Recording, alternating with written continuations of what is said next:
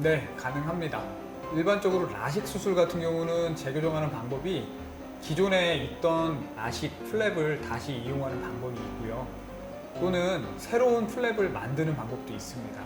그리고 최근에는 라식을 했던 눈에 그냥 라섹을 하는 경우가 제일 많습니다. 이게 가장 효과도 좋은 걸로 되어 있고 안전한 걸로 되어 있습니다.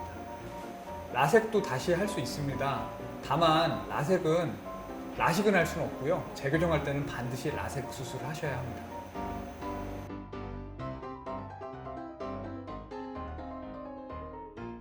반은 맞는 얘기고 반은 틀린 얘기입니다. 어떤 수술이 더 우위에 있는 수술은 아니고요.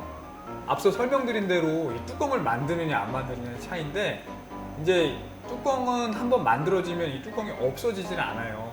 그래서 외부에서 충격이 가거나 했을 때 이 뚜껑이 이제 들리거나 심지어는 날아가면 문제가 될 수 있습니다.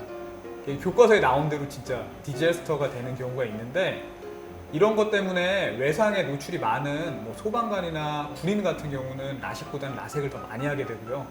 또 상대적으로 여학생들보다는 남학생들이 라섹을 더 많이 하게 됩니다. 하지만 요즘 하는 라식 수술은 레이저로 이 플랩을 만들기 때문에 뚜껑 자체가 거의 표가 나지 않아요, 수술 후에도. 그래서 요즘은 운동선수들도 라식 수술을 더 많이 하는 편입니다.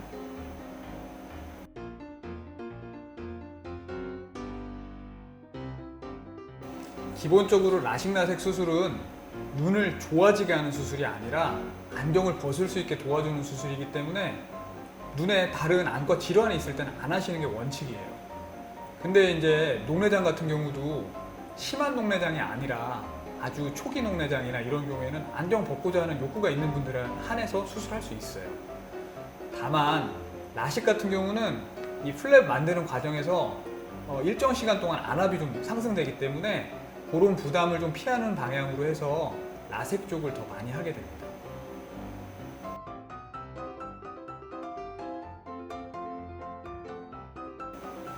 네, 난시가 많은 경우에는 시력 교정에 좀 제한이 있는 경우가 있습니다.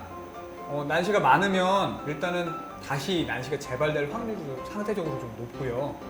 우리 레이저 수술이라는 게 눈 위쪽에서 망치질을 똥땅똥땅똥땅 해서 이제 각막을 평평하게 만드는 수술 같은 건데, 이 소뚜껑처럼 이리 보나 저리 보나 규칙적인 모양을 가진 부분에서 망치질을 하는 거랑 한쪽으로 확 찌그러져 있는 소뚜껑을 이렇게 망치질을 하는 거랑 어떤 게 더 이쁘게 망치질이 되겠어요? 당연히 각막 모양이 평평하고 난시가 없는 규칙적인 눈에서 훨씬 더 수술 결과가 좋을 수밖에 없습니다. 다만 요즘 하는 기계들은 이런 부분까지 어느 정도 다 보정을 하기 때문에 수술 결과에 큰 영향을 미치는 경우는 드뭅니다.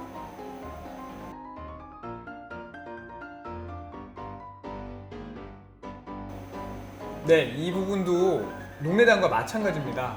안과적 질환이 있는데 수술을 그렇게 권장할 만한 상황은 아니에요.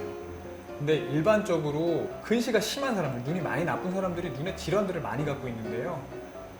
이 망막 질환 같은 경우는 황반부에 큰 질환이 없으면 수술을 진행하는 데는 문제가 없는 걸로 되어 있어요. 이 부분은 의사들 간에도 약간 저처럼 보수적인 의사들은 조금 하지 말라고 하는 사람도 있고, 그렇지 않은 사람들은 어차피 안경 벗는데 무슨 상관이냐 하라는 부분이 있는데, 그래서 수술 전에 검사를 자세하게 해서 눈에 질환이 있나 일단 살펴보고, 이 질환이 수술로 인해서 뭔가 변화가 생길 만한 질환은 당연히 수술하면 안 되고요. 그렇지 않은 부분에서는 환자랑 의사랑 충분히 대화를 나눈 뒤에 수술 후에 얻을 수 있는 이득이 우리가 이제 좀 감수해야 되는 위험도에 비해서 충분히 있다고 하면 수술 진행할 수 있을 것 같습니다. 라식 라섹 궁금증 다 풀리셨죠?